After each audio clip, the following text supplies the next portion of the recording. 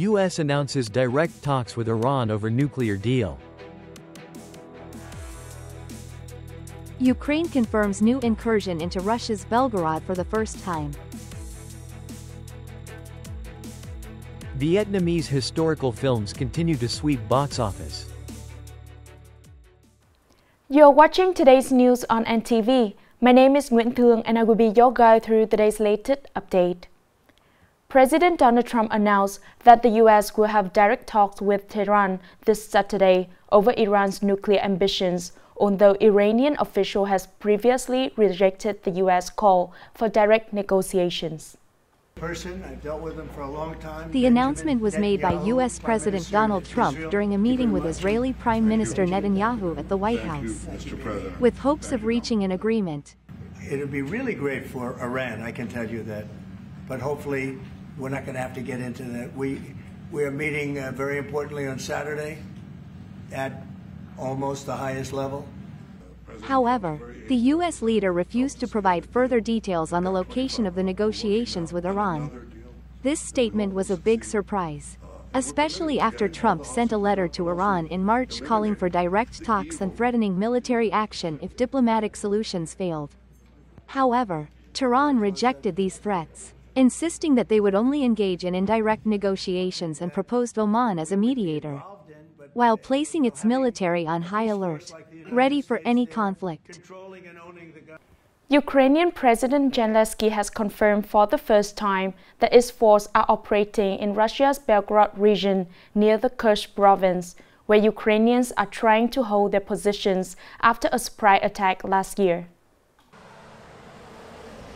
In his daily video address, Zelensky said that in addition to the incursion into Belgorod, Ukrainian soldiers also maintain their presence in parts of Russia's Kursk region. Although Russian troops have regained much of the territory, Zelensky also warned of the possibility of an attack on the Crimea Bridge, the only route connecting the Crimean Peninsula to Russian mainland. Fighting between Russia and Ukraine continues to escalate despite U.S. President Trump's efforts to end the conflict. In his latest statement, Trump expressed disappointment over the situation and stated that the U.S. is in talks with both Russia and Ukraine, and they're getting closer to a deal. Prime Minister Phạm Minh Chính has proposed the U.S. to delay the imposition of tariffs on Vietnam for at least 45 days to facilitate bilateral negotiation and prepare for the transition period.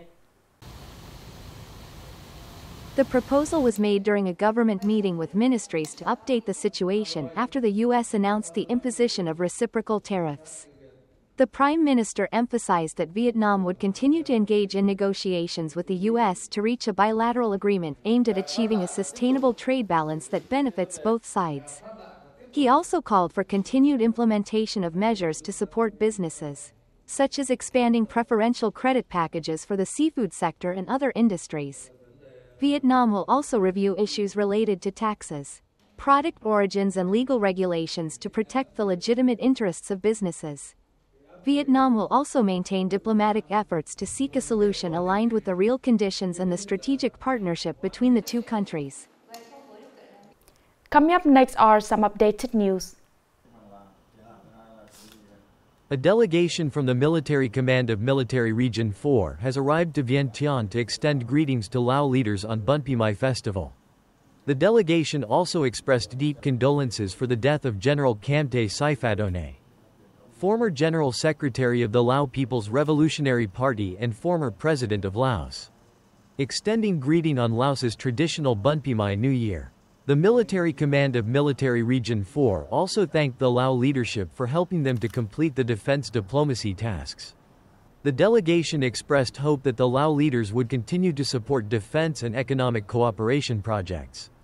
In return, Laos leaders appreciated the role and contributions of Military Region 4 in helping the people stabilize politics, develop the economy and improve living standards, thus strengthening the special friendship and comprehensive cooperation between Laos and Vietnam.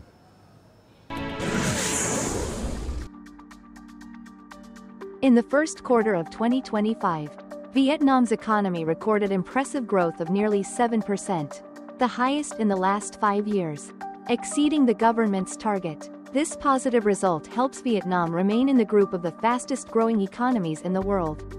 According to the Ministry of Finance's report, the total import-export turnover in the first quarter reached over $202 billion United States dollars. With a trade surplus of $3.16 billion.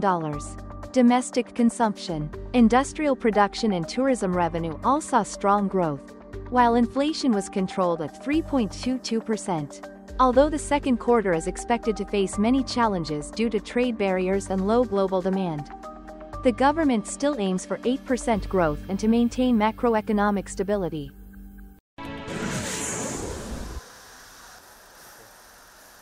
According to the Statistics Department, in the first quarter of 2025, Nghệ An province created jobs for 12,300 people, reaching 26.74% of the target, including 4,800 workers working abroad, reaching 30% of the plan.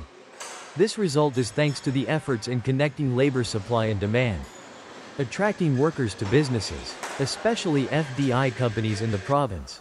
The province's workforce currently stands at 1.6 million people, with 69% having received training. The provincial government reported that every year, businesses in the area need to hire about 50,000 workers, creating great job opportunities for people.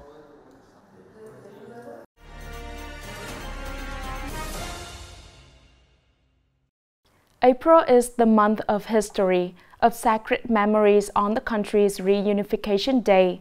In this emotional atmosphere, Vietnamese cinema is also contributing to recounting heroic story through its emotionally rich cinematic languages.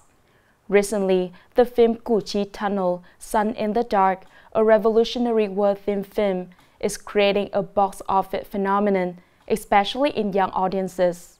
More than a film, it is an emotional bridge connecting the past to the present.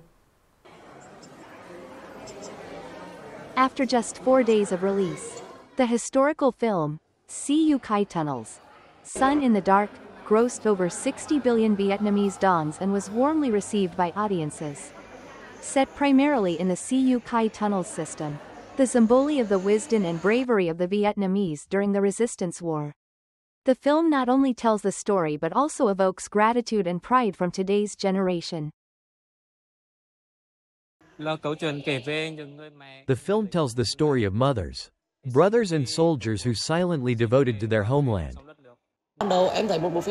At first, I thought historical films would be dull, but after many people praise it, I decide to buy ticket. I like it because it's realistic, emotional and not dogmatic. The impact of Cu Chi Tunnels extends beyond theaters, with social media playing a strong role in spreading its message. Young people actively share their feelings. Behind-the-scenes clips and excerpts from the film on TikTok, Instagram and Facebook. The community's enthusiasm has helped the film reach a wider audience. I see today's youth utilizing the advantage of social media, spreading historical films very well. Before Cu Chi Tunnels, Sun in the Dark, the film Dao, Fa and Piano also caused a box office phenomenon. It can be seen that historical Vietnamese films are gradually regaining their place in the hearts of the audience. These films have sparked pride in the glorious years and connected today's generation with experiences they have never lived through.